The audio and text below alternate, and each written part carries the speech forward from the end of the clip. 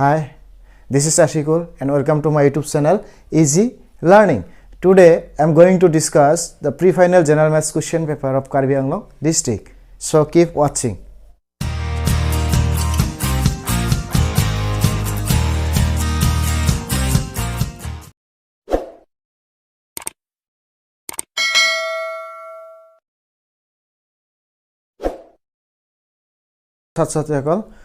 আর ইয়াৰ আগৰ ভিডিঅ'ত আগৰ কোৱেশ্চনবিলাক সলভ কৰা আছে আজি 70 নম্বৰ কোৱেশ্চনৰ পৰা সলভ কৰাৰ চেষ্টা কৰিম 70 নম্বৰ প্ৰশ্নত কি কৈছে যে মান নিৰ্ণয় কৰা 5 cos square 60 degree plus 4 sec square 30 degree minus tan 45 degree divided by sin square 30 degree plus cos square 30 degree ইয়াৰ মান নিৰ্ণয় কৰিব কৈছে 5 cos square 60 degree plus 4 sec square 30 degree minus tan 45 degree divided by sin square 30 degree plus cos square 30 degree cos square 60 degree sec square 30 degree tan 45 degree sin square 30 degree cos square 30 degree এইবিলাকৰ মান তোমালোকে ইতিমধ্যে পাই আহিছা এই মানবিলাকে ইয়াতে বহাই দিলে অঙ্কটো হৈ যায় যেনেকে 5 cos square 60 degree দিয়া আছে cos 60 degree মান কি cos 60 degree মান হৈছে 1/2 ইয়াৰ square plus 4 sec square 30 degree sec square 30 degree মান হৈছে 2/√3 2/√3 আৰু এটো কি square minus tan 45 degree tan 45 degree মানে কিমান 1 divided by sin square 30 degree sin 30 degree মান কিমান 1/2 plus cos square 30 degree cos square 30 degree মান কিমান √3/2 আৰু এটো কি হ'ব স্কয়ার হ'ব এটো স্কয়ার হ'ব ঠিক আছে এতিয়া ভাঙি দিয়া কেনেকে যে 5 into 1/4 2 স্কয়ার মানে কিমান 4 plus 4 into 2 স্কয়ার মানে হল 4 তলত √3 স্কয়ার আছে √ উঠি যাব স্কয়ার লগত বাকি থাকিল 3 minus 1 divided by 1/2 স্কয়ার মানে 4 plus √3 স্কয়ার মানে অকল 3 divided by 2 স্কয়ার মানে 4 এতিয়া তোমালোকে ইয়াৰ লসাগু লৈ লোৱা ইয়াৰ তলত আছে 4 ইয়াৰ তলত আছে 3 ইয়াৰ তলত কি আছে ইয়াৰ তলত 1 আছে কিমান হয় লসাগু 4 3 গুণ 12 লিখি লোৱা থাকিল কিমান 5 আৰু এই 4 ৰে 12 ভাগ কৰিলে কিমান বাৰ যায় 3 3 5 গুণ 15 যোগ 3 কেইবাৰ যায় 4 বাৰ অলৰেডি 4 পূৰণ 4 কিমান হয় 16 4 16 গুণ 64 যোগ 1 আছে 1 ৰে 12 ভাগ কৰিলে 12 বাৰ যায় 12 আৰু 1 পূৰণ কৰিলে কিমান হয় প্লাস নহব এটো কি আছে মাইনাস আছে মাইনাস কি হ'ব 12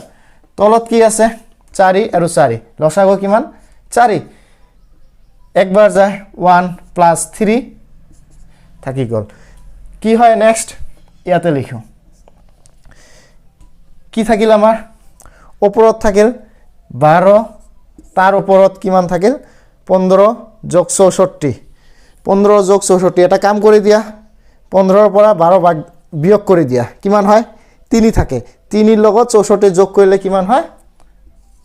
67 আৰু তলত কি থাকিল ওপৰত 4 তাৰ তলত 4 3 যোগ 1 যোগ কৰিলে কি হয় 4 হয় এই 4 আৰু 4 কি যায় কাট যায় কাট গলে কিমান থাকে ওপৰত থাকে 67 তলত থাকে কিমান 12 আৰু এয়াই হৈছে আমাৰ এই প্ৰশ্নটোৰ উত্তৰ ঠিক আছে এতিয়া আমি নেক্সট প্ৰশ্নলৈ আগবাঢ়িছো এতিয়া 18 নম্বৰ প্ৰশ্নটো চোৱা প্ৰশ্নত কি কৈছে যে প্ৰমাণ কৰা যে sin a + cos a whole square plus cos a + sec a whole square equal to কিমান 7 plus tan a tan square a plus cot square a আমাক প্ৰমাণ কৰিব লাগে যে এইখিনি সমান সমান এইখিনি এইটো প্ৰমাণ কৰিম কেনেকৈ প্ৰথমতে আমি কি কৰিম সমাধান লেফট হ্যান্ড সাইড লম লেফট হ্যান্ড সাইড মানে বাও হাতৰ খিনি লম বাও হাতত কি আছে যে left hand side equal to আছে sin a plus cosec a এইটোৰ কি whole square plus cos a plus sec a এইটোৰ কি আছে হোল স্কয়াৰ এই হোল স্কয়াৰ আমি ইতিমধ্যে এলজেব্ৰাৰ পৰা শিকি আইছো কি যে a plus b whole square equal to কি হয় a square plus 2ab plus b square এইটো কি আছে a plus b ফর্মত আছে এইটো a plus b ফর্মত আছে গতিকে আমি a plus b ফৰ্মৰ এই সূত্ৰটো a plus b whole square সূত্ৰটো ইয়াত প্ৰয়োগ কৰিম কেনেকৈ প্ৰয়োগ কৰিম যে sin a plus cos a whole square মানে sin square a plus 2 sin a into cosec a plus cosec square a একেদৰে এইটো আমি ভাঙি দিম কেনেকৈ হ'ব cos square a plus 2 into cos a into sec a plus sec square a এতিয়া চোৱা ইয়াতে কি আছে যে sin a আৰু cosec a sin a টো হৈছে cosec a উল্টাটো গতিকে আমি এটো ঠিক কৰি দিম কেনেকৈ sin square a plus 2 into sin a into cosec a মানে হল কি 1 by sin a plus cosec square a plus cos square a রাখি দিয়া একেদৰে এইটো sec a মানে কি 1 by cos a হেইটোৱে লিখিম 2 into cos a into 1 by cos a plus sec square a এইটো কাটি যায় এইটো কাটি যায় কাটি গলে কি থাকিল equal to sin square a plus 2 plus cosec square a plus cos square a plus 2 plus sec square a এতিয়া চোৱা এই 2 আৰু এই 2 যোগ কৰিলে কিমান হয় 4 plus sin square a plus cosec square a কি হয় আমি ভাগ ভাগ কৰি দিম sin square a plus cosec square a নহয় cos square a ইফালে লৈ আহিম cos square a plus cosec square a ইফালে লৈ যাম আৰু plus sec square a equal to ইয়াতে কি আছে cosec square a আছে আৰু sec square a আছে এই cosec square a আমি এনেকুৱা এটা সূত্ৰ পাইছো তোমালোকে হয়তো জানাই যে cosec square theta equal to 1 plus cot square theta একেদৰে sec square a নাইবা sec square theta equal to কি আছে 1 plus tan square theta এই সূত্ৰটো আমি কি কৰিম ইয়াতে প্ৰয়োগ কৰি দিম প্ৰয়োগ কৰি দিলে কি হ'ব 4 plus sin square এইটো আছে এইটো লিখি দি আছো যে sin square theta plus cos square theta equal to কি হয় 1 হয় গতিকে sin square a plus cos square a theta জায়গাত কি দিছে a বহাই দিছে একে কথা কি হ'ব 1 হ'ব plus cosec square a নাইবা cosec square theta মানে কি 1 plus cot square theta হেইটোই লিখিম 1 plus cot square theta জায়গাত কি লিখিম a একেদৰে sec square theta মানে কি 1 plus tan square theta গতিকে কি লিখিম 1 plus tan square a equal to একেটা এতে যোগ কৰি দিয়া 4 যোগ 1 5 একে 6 আৰু একে 7 7 প্লাস কি থাকিল cot square a plus tan square a আমাৰ প্ৰশ্নত কেনেকুৱা দিয়া আছিল 7 plus tan square a plus cot square a একে হৈছে প্ৰায় এইটো tan square a টো আগত দি দিলে হৈ যাব tan square a plus cot square a এ হৈছে কি আমাৰ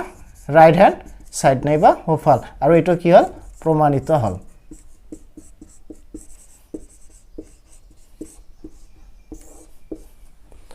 হৈছে আশা কৰিছো তোমালোকে বুজি পাইছা যদি বুজা নাই মোক কমেন্ট বক্সত জনাবা মই আৰু বেলেগ ভাবে বুজাৰ চেষ্টা কৰিম 20 নম্বৰ প্ৰশ্নটো চোৱা কি কৈছে যে যদি tan 2a = cot a - 18 degree যত 2a সূক্ষ্মকোণ তেন্তে a এৰ মান উলিওৱা তাৰ মানে কি কৈছে যে 2a এইটো কি হ'ব লাগিব সূক্ষ্মকোণ হ'ব লাগিব অৰ্থাৎ 90 ডিগ্ৰীতকৈ কম হ'ব লাগিব তেতিয়া হলে এই সমীকৰণ মতে a এৰ মান কিমান হ'ব গতিকে আমি কেনেকৈ কৰিম সমাধান সলিউশন যে আমাক প্ৰথমতে কি দিয়া আছে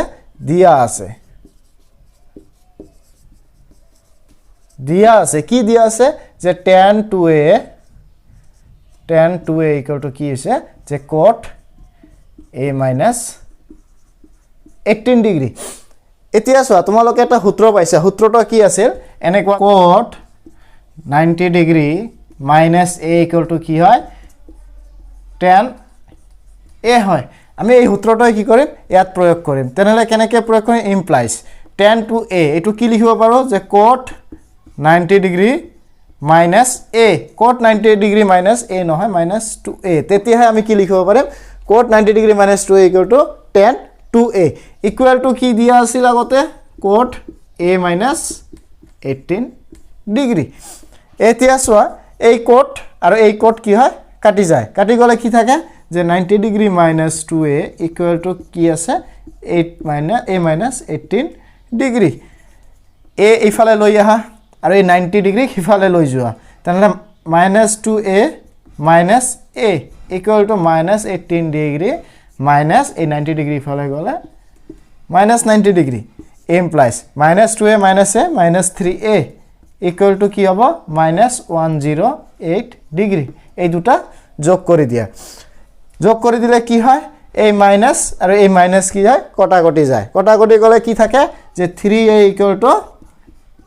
108 ডিগ্ৰী a equal to কি হ'ব যে 108 ডিগ্ৰী ডিভাইডেড বাই 3 3 এৰে 108ক ভাগ কৰিলে কেইবাৰ যায় 36 বাৰ গতিকে a equal to কি হ'ব 36 ডিগ্ৰী আৰু আমাক প্ৰশ্নত কৈছে যে a এর মান উলিয়া গতিকে a এর মান কি হ'ব এতেকে নির্ণয় a এর মান কিমান পালো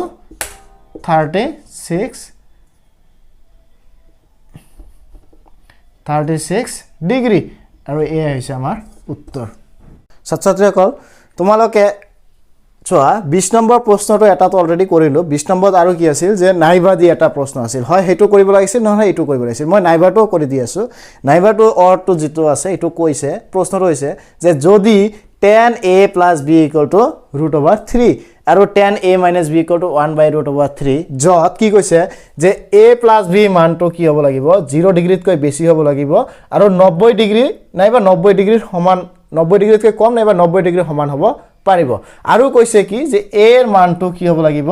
b তকৈ ডাঙৰ হ'ব লাগিব যদি এটো শৰ্ত হয় তেন্তে কি কৰিব লাগে a আৰু b এৰ মান উলিয়াব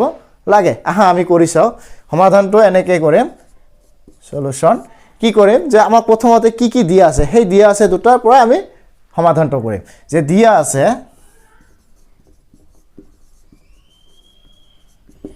আছে tan a plus b equal to কি √3 implies tan a plus b equal to √3 মানে কি আমি জানো tan 60 ডিগ্ৰীৰ মান কি হয় √3 হয় গতিকে √3 ৰ পৰিৱৰ্তে আমি কি লিখিম tan 60 ডিগ্ৰী এতিয়া চোৱা এই tan আৰু এই tan কি হয় কাটি যায় কাটি গলে কি থাকিল যে a plus b equal to 60 degree এইটো আমি কি কৰিম এক নম্বৰ সমীকৰণ নামাকৰণ কৰিম আৰু কি দিয়া আছে আমাৰ কি যে tan a minus b equal to কিমান 1/√3 হয় না এই আগৰটোৰ দৰে কৰিম tan a minus b equal to 1/√3 মানে কি tan 30 ডিগ্ৰী গতিকে 1/√3 পৰিৱৰ্তে আমি কি লিখিম tan 30 ডিগ্ৰী tan কি হয় কাটি যায় কাটি গলে কি থাকে যে a minus b equal to 30 degree এইটো কি কৰিম সমীকৰণ নম্বৰ 2 দিম ঠিক আছে এতিয়া এক নম্বৰ সমীকৰণ আৰু দুই নম্বৰ সমীকৰণটো যোগ কৰি দিয়া এতিয়া 1 + 2 implies কি হ'ব যে আগৰ আছে a + b এক নম্বৰত যোগ দুই নম্বৰত কি আছে a - b equal to আগৰ আছিল এক নম্বৰত আছিল 60 ডিগ্ৰী দুই নম্বৰত আছে 30 ডিগ্ৰী এতিয়া চোৱা এই -b + b কাটি যায় কাটি গলে কি থাকে এটায়ে দুটায়ে 2a equal to 60 + 30 কিমান হয় 90 degree implies a equal to 90 degree by 2 দুইৰে ভাগ গলে কিমান বাৰ যায় 45 বাৰ যায় গতিকে a equal to কি হ'ব 45 ডিগ্ৰী এতিয়া এই এৰ মানটো কি কৰিম যিকোনো এটা সমীকৰণত বহাই দিম হয় 1 নম্বৰত নাইবা 2 নম্বৰত এতিয়া 1 নম্বৰ সমীকৰণত 1 নংত এৰ মান বহুৱাই পাও কি পাও যে এর মান আমি কি পাইছো এর মান পাইছো 45 ডিগ্রি 1 নম্বরত এর মান 45 degree plus B equal to কিমান আছে 60 degree implies B equal to কিমান হয় 60 ডিগ্রি মাইনাস 45 ইফালে গলে মাইনাস হবে minus 45 degree implies B equal to কিমান হয় বি ইকুয়াল টু 15 ডিগ্রি আমার প্রশ্নত কইছে এ আর বি এর মান উলিয়া এ হইছে আমার এ এর মান আর এ হইছে আমার বি এর মান এতে কে নির্ণয় a equal to 45 degree আৰু b equal to 15 degree আমাৰ উত্তৰ এতিয়া চোৱা প্ৰশ্নত কি কৈছিল আমাৰ যে a plus b কিমান হ'ব লাগিব হয় 90 ডিগ্ৰী হ'ব লাগিব নহলে 90 ডিগ্ৰী কৈ কম হ'ব লাগিব এতিয়া যোগ কৰি চোৱা a এৰ মান পাইছো 45 ডিগ্ৰী b এৰ মান পাইছো 15 ডিগ্ৰী এই দুটা যোগ কৰি আমাৰ কিমান হয় 60 ডিগ্ৰী হয় 90 ডিগ্ৰীত কৈ সৰু হয় গতিকে এইটোই আমাৰ নিৰ্ণয় উত্তৰ আশা কৰিছো তোমালোকে বুজি পাইছা যদি বুজাত কিবা অসুবিধা হৈছে মোক কমেন্ট বক্সত কমেন্ট কৰি জনাবা এতিয়া নেক্সট প্ৰশ্নলৈ আগবাঢ়িছো 21 নং প্ৰশ্নটো চোৱা কি কৈছে যে এটা আয়তীয় ঘনকৰ দিক প্ৰস্থ আৰু উচ্চতা তিনিটা বস্তু দিয়া আছে দিক প্ৰস্থ আৰু উচ্চতা ক্ৰমে 8 সেন্টিমিটাৰ 6 সেন্টিমিটাৰ আৰু 4 সেন্টিমিটাৰ হলে আয়তীয় ঘনকটোৰ কি কৈছে মুঠ পৃষ্ঠকালি উলিওৱা আমি এটা আয়তীয় ঘনক এনেকৈ ধৰি লওঁ যে এইটো এটা আয়তীয় ঘনক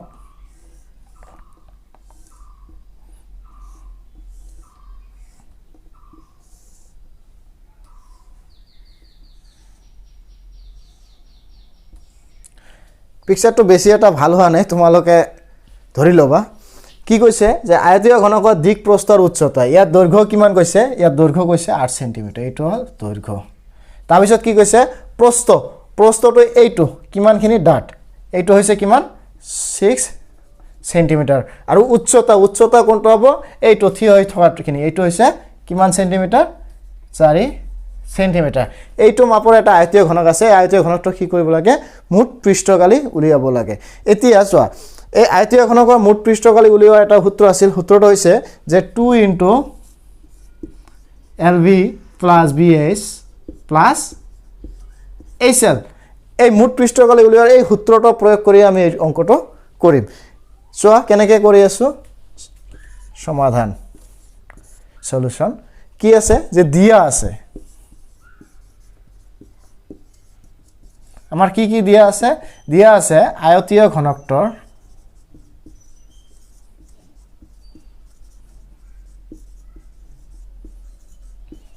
আয়তীয় ঘনকটোৰ প্ৰথমতে দিছে দিক দিক কিমান দিয়া আছে দিক দিয়া আছে 8 সেন্টিমিটাৰ দিগক আমি কিহেৰে চিহ্নিত কৰো দিগক আমি L এৰে চিহ্নিত কৰো L ইকুৱেল টু কিমান দিয়া আছে 8 সেন্টিমিটাৰ তাৰ পিছত কি দিয়া আছে প্ৰস্থ প্ৰস্থ কিমান প্ৰস্থক আমি ইংৰাজী বি আখৰেৰে চিহ্নিত কৰো প্ৰস্থ দিয়া আছে 6 সেন্টিমিটাৰ উচ্চতা উচ্চতাক আমি ইংৰাজী এইচ আখৰেৰে চিহ্নিত কৰো উচ্চতা দিয়া আছে 4 সেন্টিমিটাৰ আমাক ওলাব কৈছে কি মুঠ পৃষ্ঠকালি এতেকে মুঠ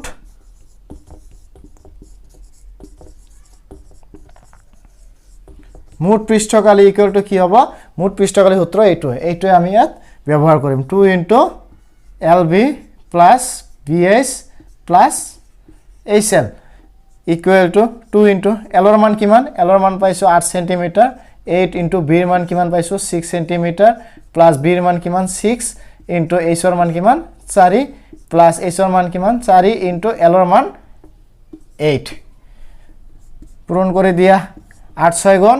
48 যোগ 4 6 গুণ 24 যোগ 4 8 গুণ 32 2 into এইখিনি যোগ কৰি দিয়া 8 4 12 2 14 4 হাতত থাকিল 1 3 2 5 4 9 আৰু 1 10